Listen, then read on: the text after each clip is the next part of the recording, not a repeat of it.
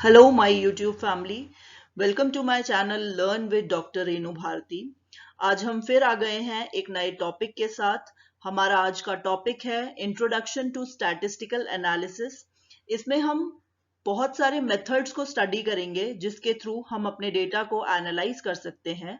Statistical analysis basically एक foundation है जिससे हम अपने डेटा को समझ सकते हैं और एक इन्फॉर्म डिसीजन दे सकते हैं।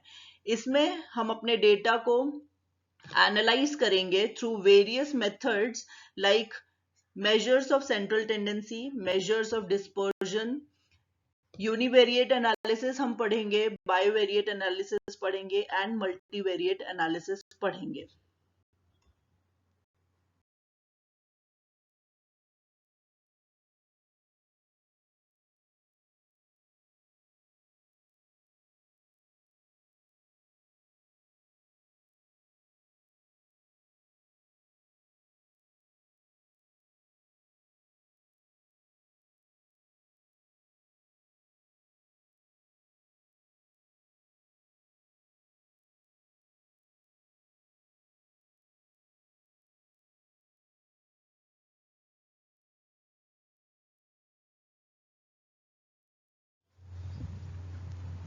Now we will study the measures of central tendency. Here we have three things: mean, median and mode. Now we will discuss what is mean. Mean is basically calculated by adding up all the values in the dataset and then dividing by the total number of values. In easy language, we can say that sum of all the numbers divided by the total number of values. Here you can see the example. You have 5 numbers like 2, 4, 6, 8 and 10. Numerator में हम करेंगे इन सारे numbers को add 2 + 4 + 6 + 8 + 10 divided by number of values. How many numbers are there? We have 5 numbers, so we will divide it by 5. The answer is 6. This is useful because it provides a single value that represents the central tendency of the data. This is mean. Now, what is median? Median is basically the middle value of the data set. When the values are arranged in ascending or descending order. जब भी हम values को ascending order में set करेंगे या descending order में लगाएंगे, तो जो भी middle value होगी data set की उसे हम median value कहेंगे। एग्जाम्पल के तौर पे अगर देखें तो 2, 4, 6, 8, 10 ये ascending order में है। Here the middle value is 6. The median is 6. Median is basically useful because it is not affected by the extreme values. Extreme values जिसे हम outliers भी कहते हैं। जैसे कि मीन में क्या होता है कि हम सारी वैल्यूज को ऐड करते हैं divided by the number of values, but median में क्या होता है हम मिडिल वैल्यू लेते हैं उसको असेंडिंग ऑर्डर में अरेंज करके या डिसेंडिंग ऑर्डर में अरेंज करके, तो जो भी मिडिल वैल्यू होगी वो हमारी मीडियन वैल्यू होती है।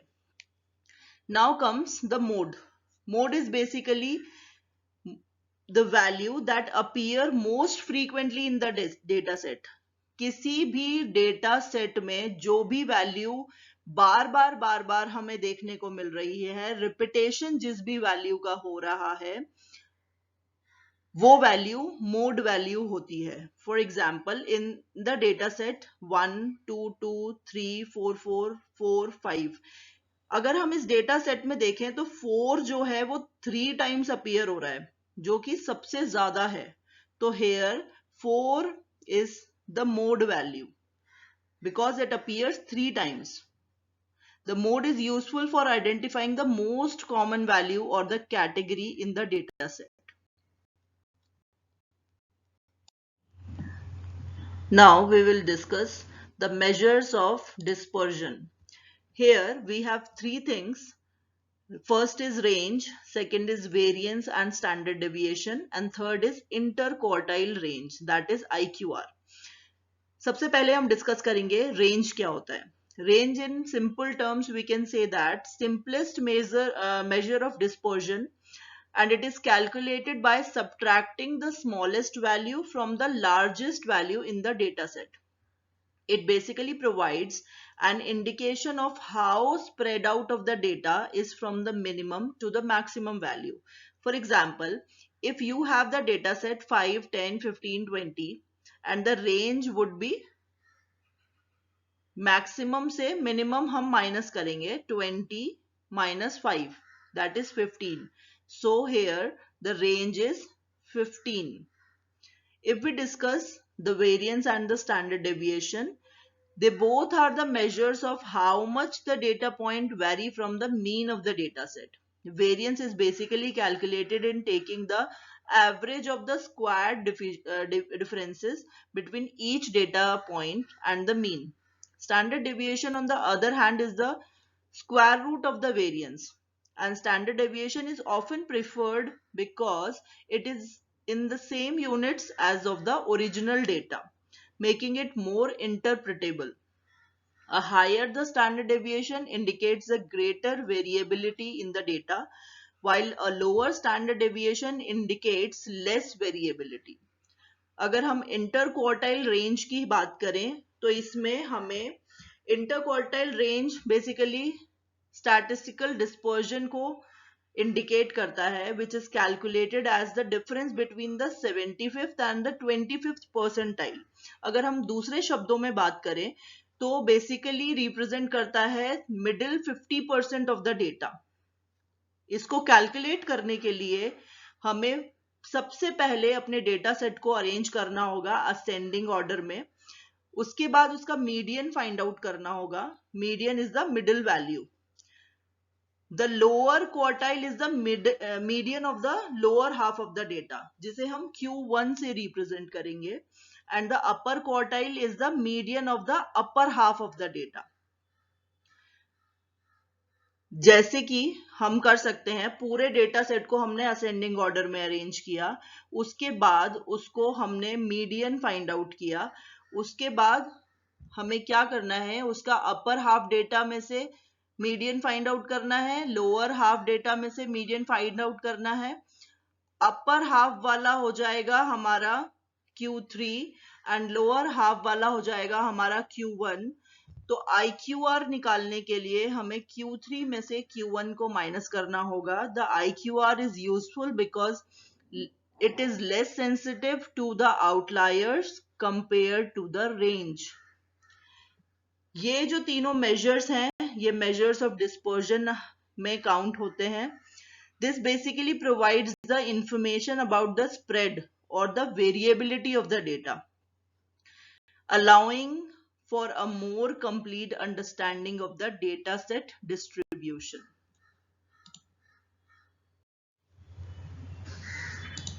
Now we will discuss the univariate analysis. Univariate analysis is a fundamental statistical technique that focuses on examining one variable at a time within a data set. जैसा कि हमें नाम से पता लग रहा है, it is univariate. Uni means one. जब भी हम एक वेरिएबल को एग्जामिन करेंगे किसी डेटा सेट में से, तो वो यूनिवेरिएट एनालिसिस होगा.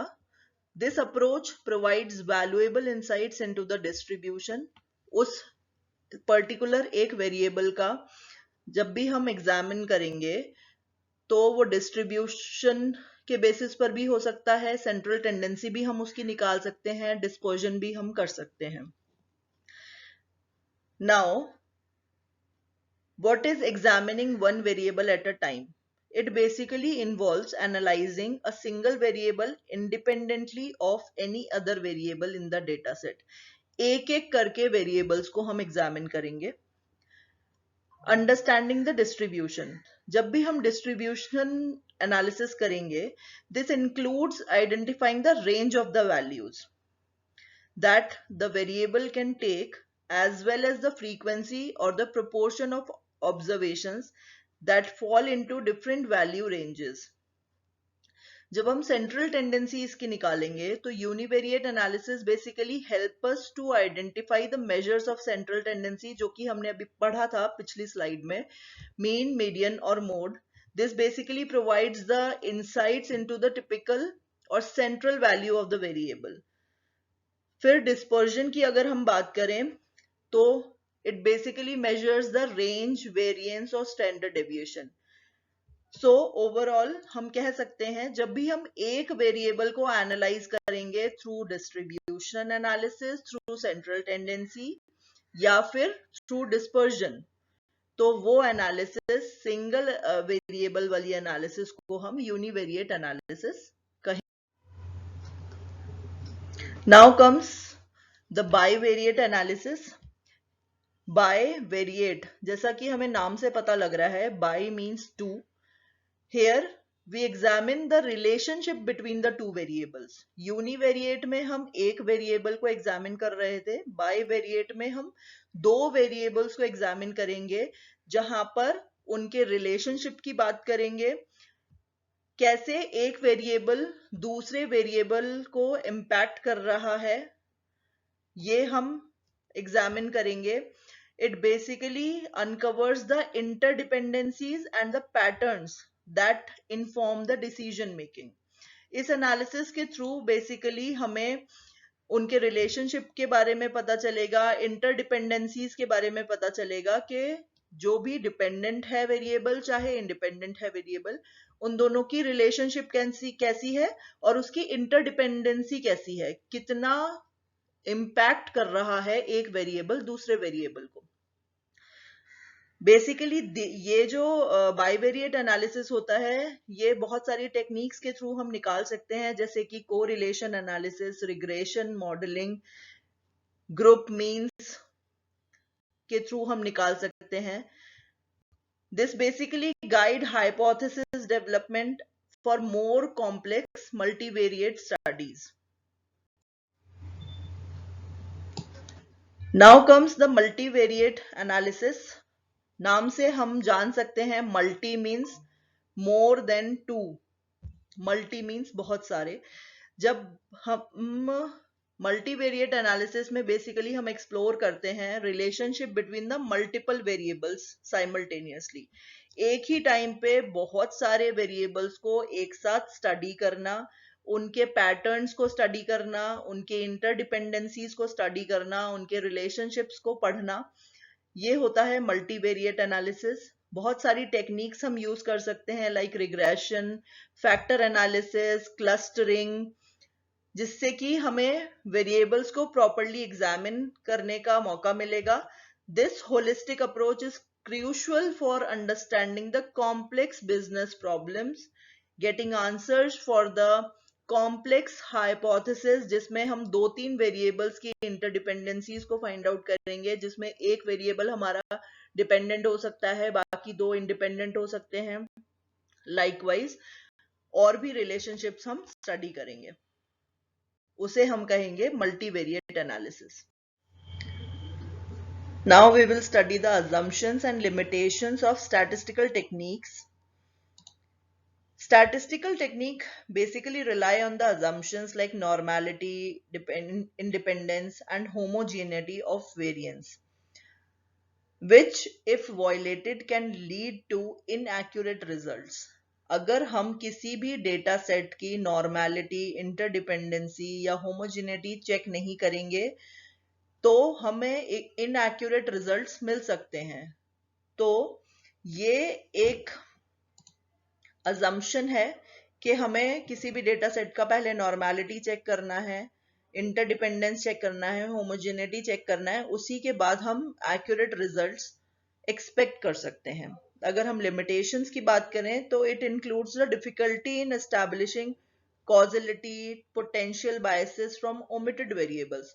कुछ वेरिएबल्स जो डेटा सेट में लोग रिस्पॉन्ड नहीं करते, जो ब्लैंक्स हैं या सेंसिटिविटी है हमारे आउटलायर्स की, carefully evaluation of data is needed to meet the assumptions and proper interpretation and reporting are crucial to avoid the misunderstanding. ये एक लिमिटेशन है कि जो भी omitted variables हैं उसको हम आइडेंटिफाई करें, उसको फुलफिल करें वेरिएबल्स को, उसके बाद हम किसी भी डेटा सेट को एनालाइज करें। Now we will discuss the interpretation and reporting of findings. In this, we do the exploratory analysis. In this, we explore the data, identifying the patterns, the trends, the anomalies to gain the deeper insights of the data set. Secondly, we do the statistical inference that apply to the most appropriate statistical technique to test the hypothesis and quantify the significance of the findings. After that, we do the contextual interpretation. In this, we interpret the results within the broader business context, considering the industry trends, the market dynamics, and the organizational objectives. Now we will discuss the applications in business and the decision making. First, the data driven decisions. अगर हम data driven decisions की बात करें तो statistical analysis के through हमें objectives का insights मिलता है to support the informed business decision leading to the more effective strategies and better outcomes. Forecasting and prediction की अगर हम बात करें तो स्टैटिस्टिकल टेक्निक्स के थ्रू हम फोरकास्ट कर पाते हैं मार्केट ट्रेंड्स को, कस्टमर के बिहेवियर को and other key business metrics for enabling proactive planning and risk mitigation. Process optimisation की अगर हम बात करें तो स्टैटिस्टिकल एनालिसिस के थ्रू हम आइडेंटिफाई कर पाते हैं हमारी इनएफिशिएंसीज को, अपॉर्चुनिटीज को, जो मार्केट की अपॉर्चुनिटीज हैं for improvement in operational processes, driving greater productivity and the cost saving. किसी भी बिजनेस के लिए बहुत जरूरी है कि हम प्रोडक्टिविटी को एग्जामिन करें और कॉस्ट सेविंग करें. After that we study the risk management.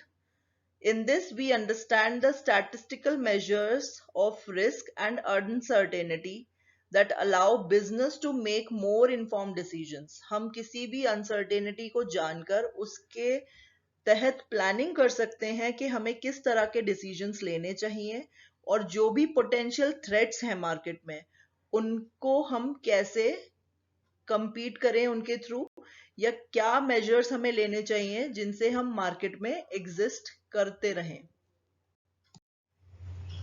Now comes the conclusion and the key takeaways of this whole video. Powerful insights की अगर हम बात करें तो statistical analysis के बारे में हमने जाना that equip us with the robust toolkit to uncover the meaningful insights. हम ये सारी methods के through जो हमने डिस्पर्जन में पढ़ा, डिस्ट्रीब्यूशन में पढ़ा या सेंट्रल टेंडेंसी में पढ़ा, इन सब से हम ये जान पाते हैं कि हमें किस तरह के डिसीजंस लेने चाहिए, डेटा ड्रिवन डिसीजन मेकिंग हमारी कैसी होनी चाहिए. होलिस्टिक अंडरस्टैंडिंग की अगर हम बात करें तो dispersion, central tendency, univariate, bivariate analysis के थ्रू या मल्टीवेरिएट एनालिसिस के थ्रू हमें बेसिकली कंप्रीहेंसिव अंडरस्टैंडिंग मिलती है हमारे डेटा पैटर्न्स के लिए और उनके रिलेशनशिप, एक वेरिएबल का दूसरे वेरिएबल के साथ किस तरह का रिलेशनशिप है, कितना इम्पैक्ट एक दूसरे के ऊपर वो डाल रहे हैं, इस तरह की अंडरस्टैंडिंग हमें मिलती है. It basically helps in the informed decision making. Applying these statistical concepts enable us to make informed strategic decisions that help in the business growth and maximize the value. Continuous improvement के लिए हम help मिल पाती है हमें ये statistical techniques के through. ये techniques basically एक competitive edge है in ever evolving business landscape. Thank you. Happy learning till we come with another video. अगर कोई आपका क्वेश्चन है जो आप इस वीडियो से रिलेटेड पूछना चाहते हैं तो आप नीचे कमेंट बॉक्स में मेंशन करें. I will answer those questions. Thank you.